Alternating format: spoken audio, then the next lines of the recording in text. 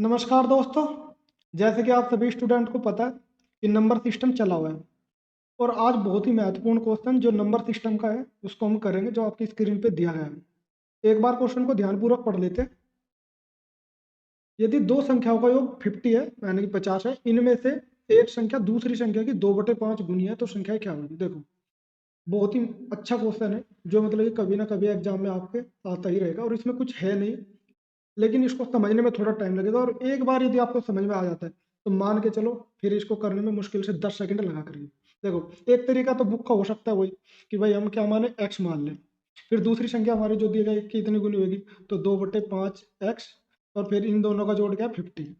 ये बोला गया क्वेश्चन में दोनों का योग, तो इसको सोल्व कर लें। एक तरीका ये हो सकता है, लेकिन अब ऐसा ना करके हम कोशिश करते हैं। देखो, हर बार इसको ऐसे करेंगे तो ज़्यादा सोल्व करने जाएंगे तो मिनिमम 1 मिनट से ऊपर लगना ही लगना है। और गलती से कुछ गुणा या भाग में कुछ कमी हो गई तो मान लीजिए फिर तो या क्या होता है ना, कई बार प्रोसीजर लेंथी होता है तो हम उसको जल्दी करने के चक्कर में गलती कर जाते हैं।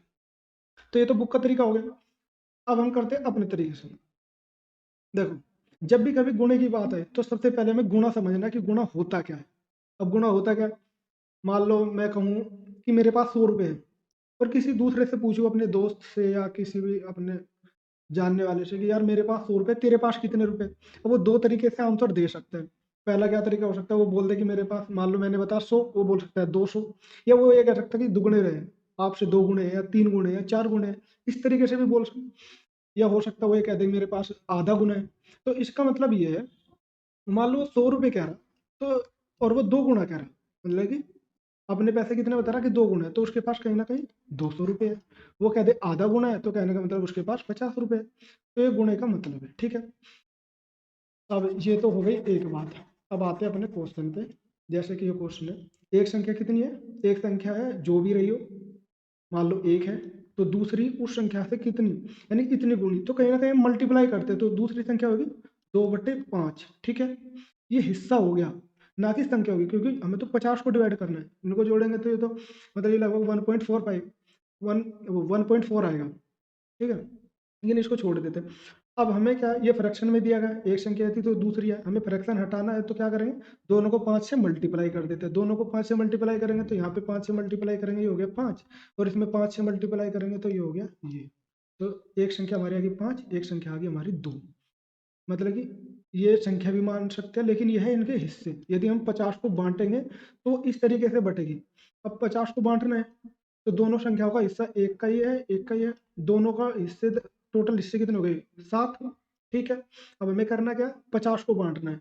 तो 50 को जब बांटना है, इसको डिवाइड बाई 7 कर लो। और जो जो ये हो गया एक हिस्सा। अब पहले वाले के कितने हिस्से थे, 5 हिस्से थे, तो इसमें 5 से मल्टीप्लाई कर देंगे। और दूसरे वाले का कितना हिस्सा था, 2 हिस्से थे, तो एक हिस्सा ये था, तो ये हो गया ये। इस तरीके से मतलब हम करेंगे तो हमारा 250/7 और 100/7, ये हमारा आंसर ये आ गया।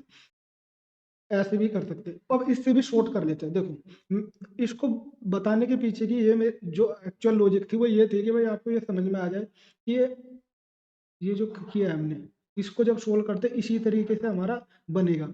अब मैं बताता हूँ आपको क्या। एग्जाम में यदि बैठे आपको क्या करना है, यदि ये एक संख्या और दूसरी संख्या को अलग अलग नहीं बताया गया कि पहली संख्या क्या होगी और दूसरी क्या होगी। अब इसमें देखो, ऐसे कोई क्लियरिफाई नहीं किया कि पहली संख्या ही वो होगी या दूसरी संख्या होगी। इन्होंने कहा कोई एक संख्या ये है तो दूसरी संख्या ये होगी।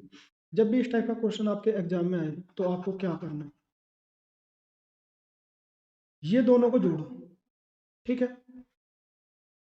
ये हिस्सा है, देखो कुछ अलग नहीं बता रहा। इन दोनों को जोड़ेंगे तो टोटल कितने हो गए, 7 हिस्से हो गए, ठीक है। 2 और 5 7।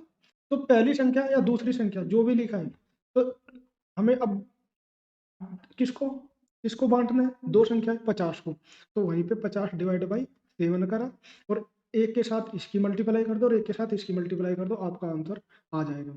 अब देखो, एक क्वेश्चन हो गया। अब यदि मान लो क्वेश्चन को यहीं पे हम 50 की जगह 100 कर ले, तो हमें कुछ करना ही नहीं है। अब क्या हो जाएगा, 100 को डिवाइड बाई 7 कर लो, और एक संख्या के साथ 5 से मल्टीप्लाई कर दो, और एक संख्या के साथ किससे, 2 से, क्योंकि यही संख्या है। यानी कि एक संख्या उसमें से ये होगा, हिस्सा ही होगा। हिस्से है ये, कि समझ रहे हो, शेयर है, कि पहली का शेयर ही होएगा दूसरी का शेयर ही होएगा। मान लीजिए अब इसमें यहाँ पे हमने 50 ले लिया, 100 ले लिया, 70 होता तो 70 तो और भी आसान हो जाता, क्योंकि 70 इससे पूरा का पूरा हमारा कट जाता है, तो ये 10 आ जाता। तो इसमें देखो पहली संख्या हमारी कितनी हो जाती, 20 हो जाती, और दूसरी संख्या हमारी कितनी हो जाती, 50 हो जाती। अब हो रहे ना, कितने आसानी से चीजें शॉर्ट आउट हो जा रही। मान लो यहीं पे ये तो हो गया, हमने यहाँ संख्या बदल ली, लेकिन मान लो यहाँ पे हम बदल दे, यहाँ पे वो कर देता 3/4 कर देता, तो कोई दिक्कत नहीं, नीचे 7 ही रहेगा, ऊपर 3 से मल्टीप्लाई, दूसरे के साथ 4 से मल्टीप्लाई। मान लो ये 6/5 कर दे, तो हमारा टोटल कितना हो जाएगा, देखो ये भी हो गया 11। तो हमें क्या करना है, इन दोनों को जोड़ लेना, जो भी संख्या है उसको नीचे ले जाओ 11, एक के साथ इससे मल्टीप्लाई और एक के साथ इससे मल्टीप्लाई। इस तरीके से आप सारी चीजें शॉर्ट कर सकते हो। और देखो एक्स वाई एक्स के चक्कर में पड़ के कितना टाइम लग रहा था, अब आपको इस तरीके से करने के मैंने, यानी कि जितने भी टाइप के क्वेश्चन आ जाए सारे सॉल्व हो सकते हैं। ठीक है दोस्तों, और यदि आपको लग रहा है कि कुछ छूट गया है या समझ में नहीं आया जिस पॉइंट पे, आप मुझे बता देना, मैं आपको नेक्स्ट वीडियो में वो भी चीज़ें क्लियर कर दूंगा। तो मुझे ये लगता है कि मैंने कोशिश करी है कि सारी ही चीज़ें जितने भी क्वेश्चन में घुमाया जा सकता है वो सारी चीज़ें मैंने आपको समझा दी। बस थोड़ा गुणे का आपको आना चाहिए। और ये चीज़ें क्या कहाँ से आई कि हम यही क्यों करते हैं, ये भी मैंने आपको शुरुआत में यहाँ से लेके ये बता दिया था कि इसके पीछे की भी कुछ ना कुछ, ऐसे तो है नहीं तुक्के में तो कुछ करना नहीं है, इसके पीछे की भी एक लॉजिक है, वो मैंने स्टार्टिंग में आपको समझाई दी थी। ठीक है दोस्तों, जय हिंद, मिलते हैं नेक्स्ट वीडियो में।